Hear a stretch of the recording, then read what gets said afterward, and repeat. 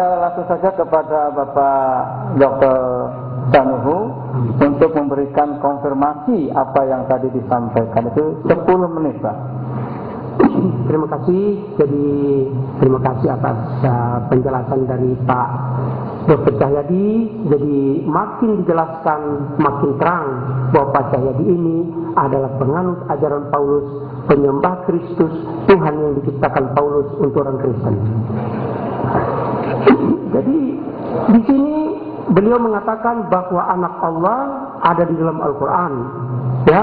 Tetapi sebelumnya saya ingin menjelaskan siapa anak Allah versi Paulus ini, ya kan? Marilah kita melihat dulu kepada Paul Philip.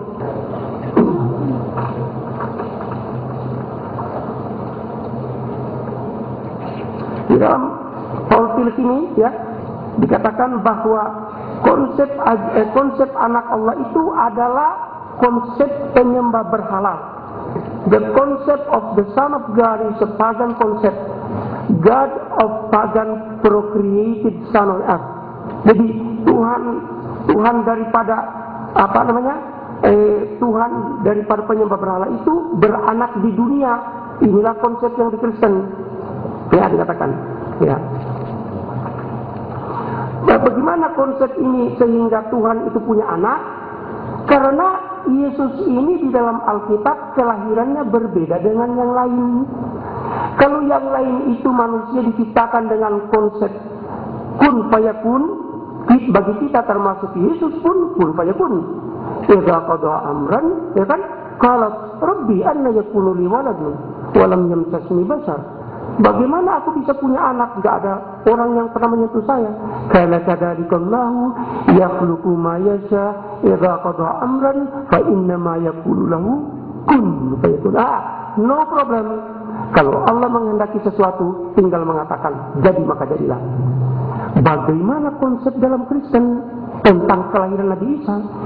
Silakan buka Lukas pasal 1 ayat 35. And the power of the Most High come and overshadow thee, so that the one who will be born will be called Holy, the Son of God. Bagaimana caranya? Roh Kudus Tuhan yang Maha Tinggi akan turun menaungi Bunda Maria, menghamili Bunda Maria. Oleh sebab itu maka hamillah Bunda Maria. Oleh karena dihamili oleh Allah, sehingga anak yang lahir ini disebut kudus anak Allah. Makanya di dalam Kristen, di dalam Yohanes pasal 3 ayat 16, For God so loved the world that He gave His only begotten Son. Karena begitu kasihnya Allah kepada dunia ini, sehingga Dia memberikan anaknya yang tunggal, anaknya yang karena Dia menghamili Bunda Maria. Na'udzubillah min dzalik. Ini tidak bisa Pak, ini paham penyembah berhala. Plato, ya, itu Ruhul Kudus, ya, ketika berpacaran dengan Paraksion, ya, ketika Arus, ini Platonis, ketika Arus berpacaran dengan Paraksion, maka ketika Arus mau mendekati Paraksion, Ruhul Kudus Allah, Tuhannya, Plato datang, jangan kamu sentuh-sentuh itu, saya sudah hamili. Persis sama dengan cerita dalam Injil Lukas dan Matius, begitu Pak.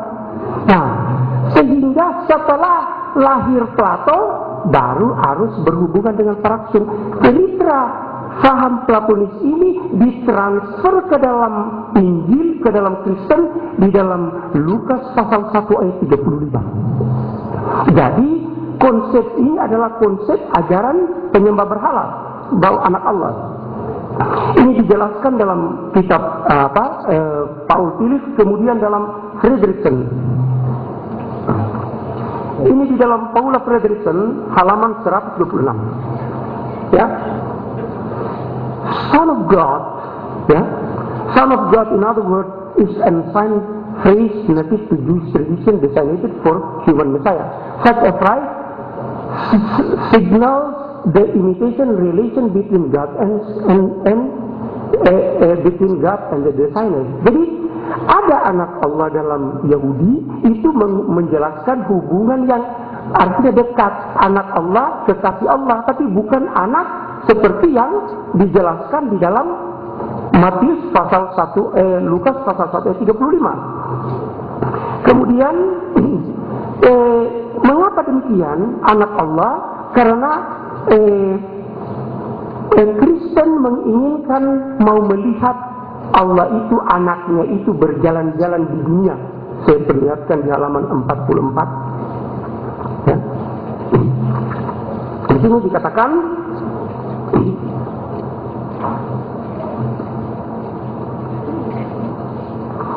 turning to Christology, Irenaeus says the invisible of the Son is the Father, and the visible of the Father is a Son. Jadi yang tidak kelihatan itu Allah, kalau yang kelihatan itu anak. Jadi ini anak Allah. Jadi anaknya Allah cuma satu. Mengapa? Karena kalau anaknya nanti banyak, nanti kemudian bisa kawin-mawin, akan ada lagi cucunya Allah. Selanjutnya Pak Cahyadi mengatakan 1 menit lagi, Pak. Hah? Tinggal 1 menit. Ha Elohim ha Ehad. Bapak tidak jujur. Tidak, Pak. Bukan begitu. Silakan buka Alkitab bahasa Ibrani. Ayatnya mengatakan sama Israelu Adonai Elchainu Adonai Ahad. Mengapa?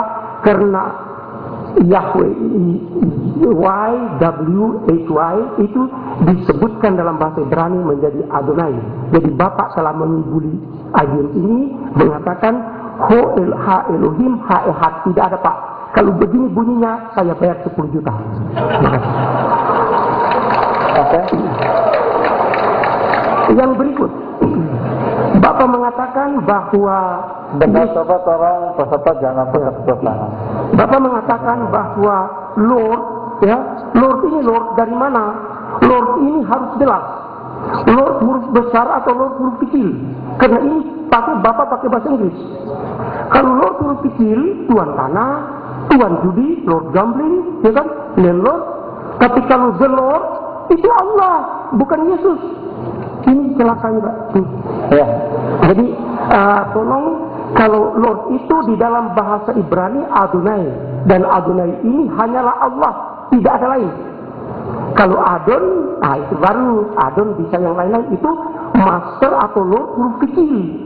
Tetapi kalau Lord huruf besar Adonai itu hanya Allah. Jadi tidak bisa Yesus menjadi Lord besar yang ada dalam Alkitab bahasa Ibrani. Oke. Thank you very much buat dua peserta, dua pembicara ini. Barangkali lebih enjoynya lagi nanti kita masuk kepada termen ketiga, yaitu dialog terbuka atau debat terbuka di antara dua pembicara. Nah, barangkali untuk supaya fresh begitu, kami persilakan untuk break sebentar, sekarang 2 menit lah, silakan. Kita masuk langsung kepada session ketiga, yaitu dialog terbuka atau debat terbuka. Oke, langsung saja kepada Bapak Pendeta. 1 menit dialog ini, Pak.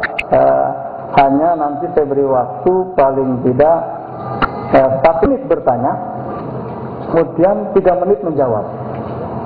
1 menit bertanya, 3 menit menjawab. Nah, kami persilakan kepada pembicara dari Bapak Pendeta Cahyadi untuk bertanya kepada